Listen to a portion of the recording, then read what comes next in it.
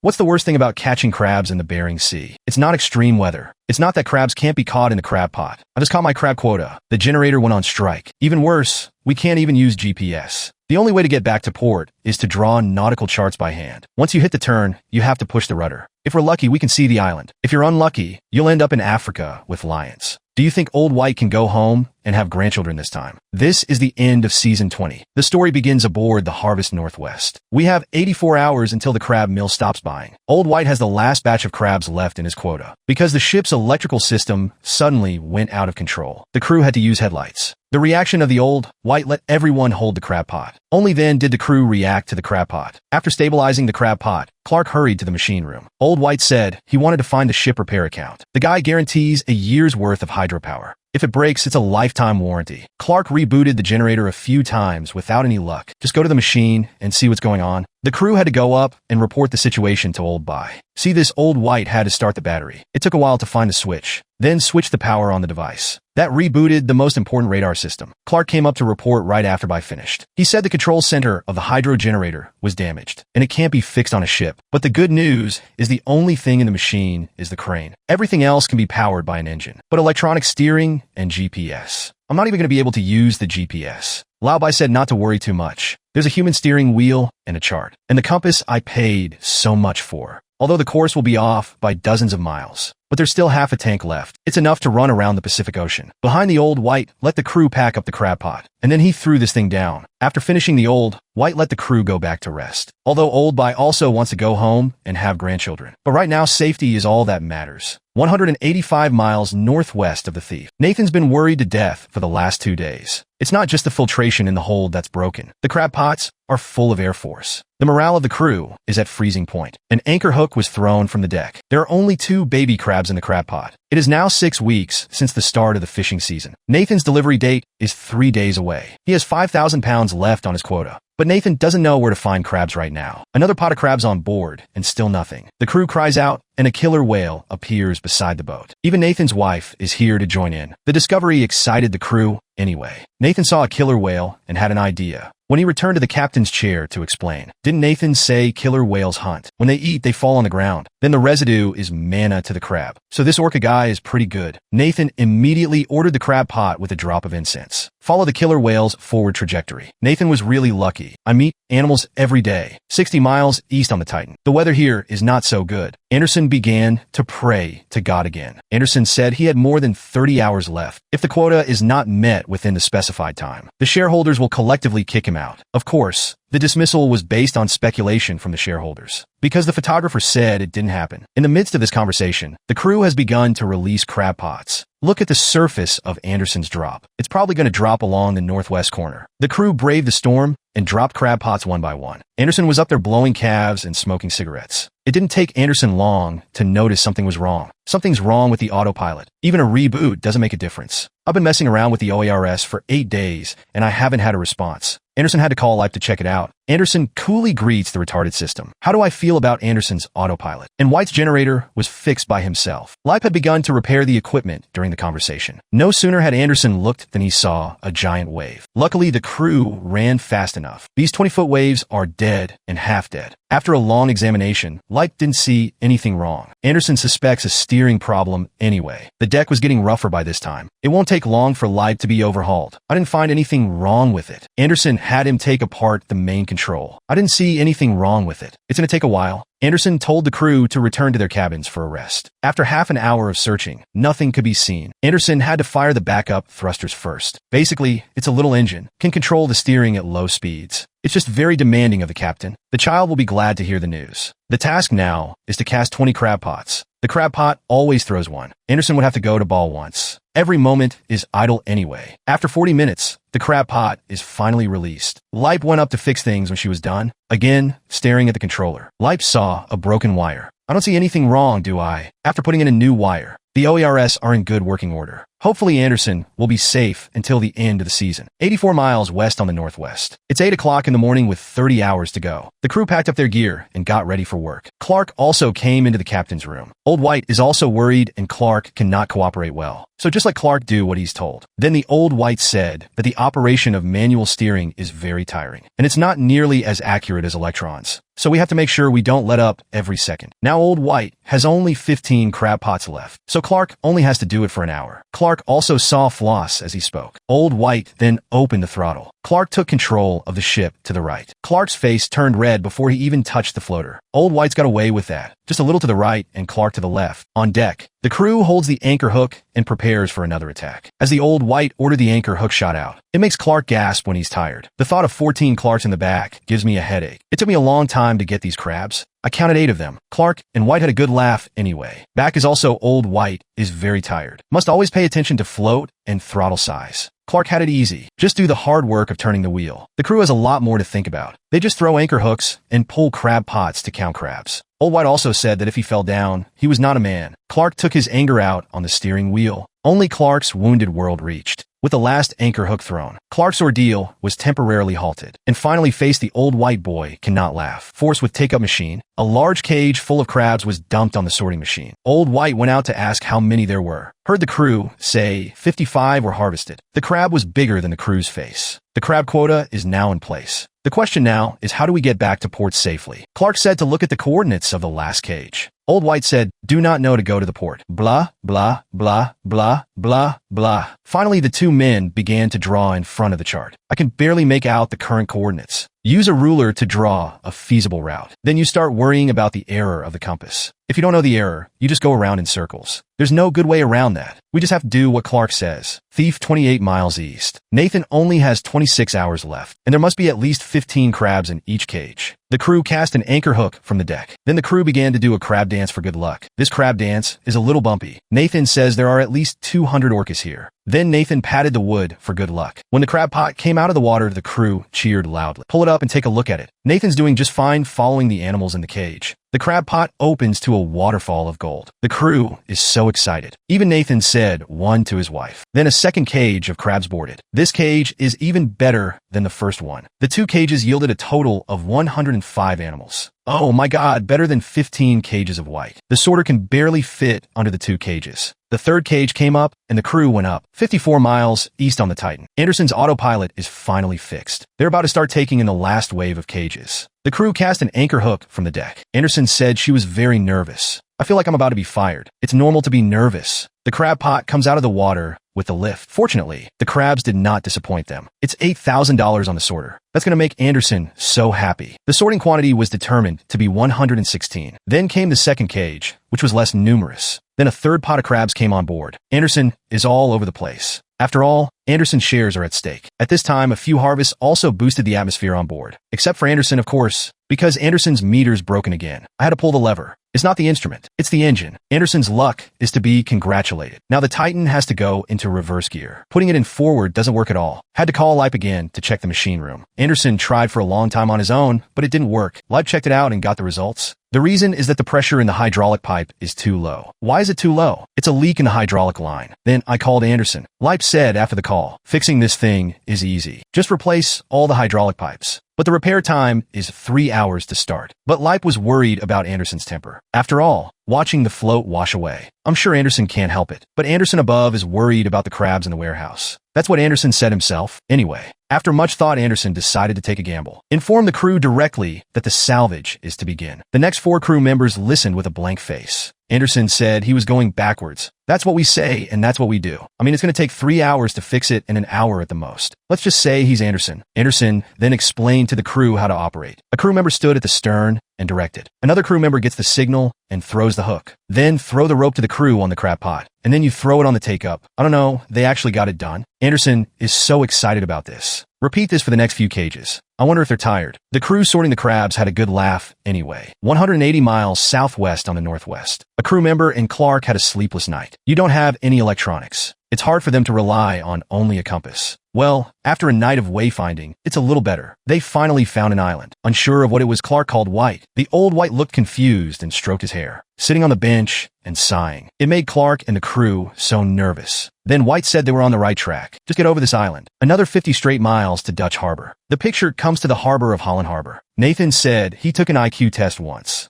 The testing agency said they could get the results for $1. Apparently Nathan got screwed, and I ended up getting $50 out of it. How can I say this is an IQ test? The time came to 10 o'clock in the evening. It was finally Thieves' turn to unload. Because the filter unit is broken, they also lost 2% of their crabs. It's killing the crew. Next comes the final billing time. Nathan brought in 51,000 pounds on this trip. That's over $720,000 in total. Each crew member gets 5%. It's about $36,000. Nathan also gave each one a $5,000 bonus. It's morning. Old White finally made it back within the deadline. Anderson is on his way home from the sea. The most miserable lady is still catching crabs. The picture came to the house of Old White Washington. The Old White wished to hold the little grandson. Laubai gave a small name of February. Clark on one side shaved his head. And I have an older daughter who's cute too. This is the end of the 20th season of the Bad Sea Crab season. Do you want to know what happened next? The earnings of each captain are shown below.